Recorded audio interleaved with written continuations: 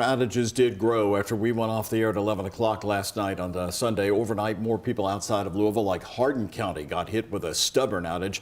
Tonight, 2,300 customers there still have no power. In fact, one viewer in Vine Grove who has been emailing us says inside his house right now it's in the 40s. More residents living in southern Jefferson County lost their power where the icing was greatest. Louisville had about 1,500 out earlier today. Now that number is down to less than 150.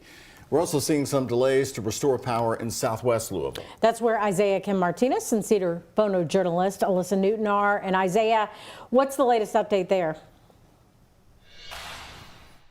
Well, Connie, Doug, I can tell you power is restored here in this subdivision, Windsor Forest Drive here in southwest Louisville. And you can see why there were issues. Massive tree branches like this just behind me wreaking havoc on some of those power lines here in this area. But while this subdivision has seen improvements, we are still, of course, waiting for better news for some folks down south of us. LG&E crews hard at work in southwest Louisville, one of the harder hit areas, removing a large tree from the main road of this subdivision.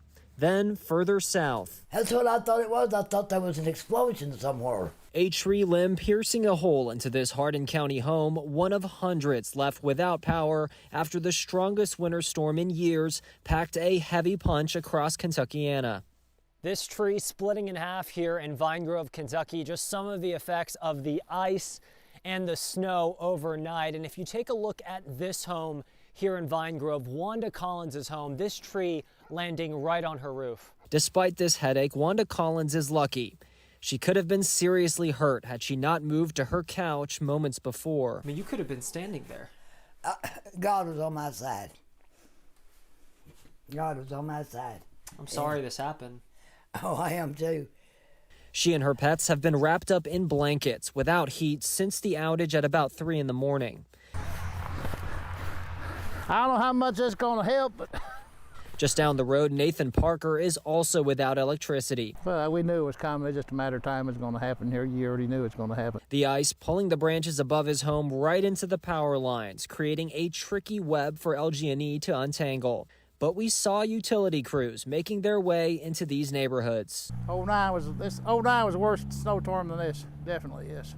Parker remembers the ice storm of 2009, which left him waterless for weeks. Icicles in 09 was like a foot long. And he's thankful the restoration this time around is projected to take hours, not days. I know a lot of people work for some of the power line companies and stuff, so I grew up with a bunch of them. And I know what kind of hard their work is. And like Doug had mentioned, Vine Grove, Kentucky is actually, from our calculations, still dealing with more outages than any other area. I believe in our viewing area, WHAS 11 viewing area, still over 1,200. And originally they were told about 2 p.m. today. That has been extended to 6 o'clock. So we'll be right back here to check that out again to see if they have seen some of those results. Doug, Connie.